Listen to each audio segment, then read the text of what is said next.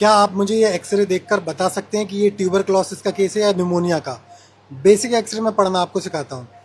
X ray में जो भी आपको वाइट दिख रहा है ना, वो डेंस मटेरियल है, मतलब कि ये बोन्स हैं, रिब्स हैं। और जो ब्लैक दिख रहा है, जितना ब्लैक है एक्सरे में, मतलब कि वहाँ पे एयर है।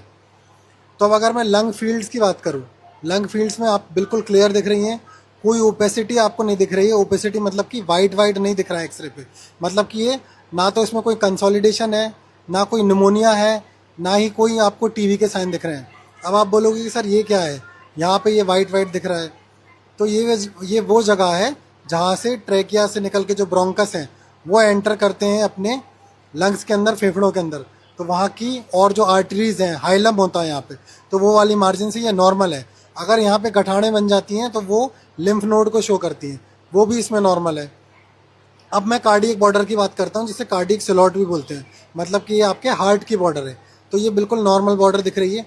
अब जितने मेडिकल स्टूडेंट्स और मेडिकोज हैं वो मुझे बताएंगे कि सीटी रेशो कैसे देखते हैं, सीटी रेशो से कैसे पता चलता है कि कार्डियोमेगेली है, हार्ट का साइज़ बड़ा या छोटा है। दूसरी चीज़, हार्ट की जो बॉर्डर है, कई सारी बीमारियों में, कंजेनाइटल हार्ट डिजीज़ में ये बॉर्डर एक अलग तरीके से दिखती है। जैसे बूट शेप्ड कार्डियक स्लॉट दिखती है, कौन सी डिजीज़ में दिखती है, स्ट्रिंग ऑन एग अपीयरेंस दिखता है। ये सब आप मुझे कमेंट करके बताएंगे, जितने भी मेडिकल स्टूडेंट हैं, कि ये कौन सी कंडीशंस में आपको दिखाई देते हैं।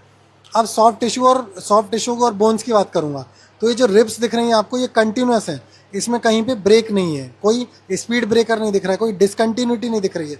इसका मतलब ये है कि ये जो रिब्स हैं इसमें कोई फ्रैक्चर नहीं है। ऐसे ही आप क्लेविकल देख सकते हो, शोल्डर जॉइंट भी आपको जितना दिख रहा है आप देख सकते हो, तो और वर्टिब्रा भी आपको दिख रही है, तो इसमें कोई फ्रैक्चर नज़र नहीं आ रहा है। अब जो आगे की जो रिब्स हैं वो ऐसे दिखती हैं। ये आपकी एंटीरियर रिब्स हैं, जो थोरैक्स में, जो आपकी स्टर्नम में आके जुड़ रही हैं। और ये जो हैं ये आपकी वर्टिब्रा वाली दिख रही हैं, जो मोर स्पेसिफिकली दिख रही हैं। एक्चुअली ये पोस्टीरियर एंटीरियर व्यू है, मतलब ऐसे उल्टा खड़ा करके पोस्टीरियर से एक्सरे डाला होगा और आगे उसकी प्लेट लगी होगी, तो इसलिए ये वाली जो है आपको ज़्यादा क्लियर दिख रही हैं। ठीक है, अब मैं डायफ्राम की बात करता हूँ। डायफ्राम क्या होता है? एक मसल होती है जो फेफड़ों को ऊपर नीचे करती है, थोरेसिक कैविटी को, जिसकी वजह से हम सांस ले पाते हैं। तो ये जो बॉर्डर दिख रही है डायफ्राम मसल की, ये एकदम डोम शेप्ड है, नॉर्मल है, इसके अंदर कोई एयर नहीं दिख रही है। अब बात कर लेते हैं प्लूरल कैविटी की। तो प्लूरा भी नॉर्मल है, ये एक पोटेंशियल स्पेस होता है। अगर यहाँ पे न्यूमोथोरैक्स होता है तो मतलब प्लूरा यहाँ से उखड़ जाती है और ज़्यादा ब्लैकिश शेडो यहाँ पे दिखती। तो ऐसा कुछ भी नहीं है, प्लूरा एकदम नॉर्मल है। तो एक नॉर्मल एक्सरे है।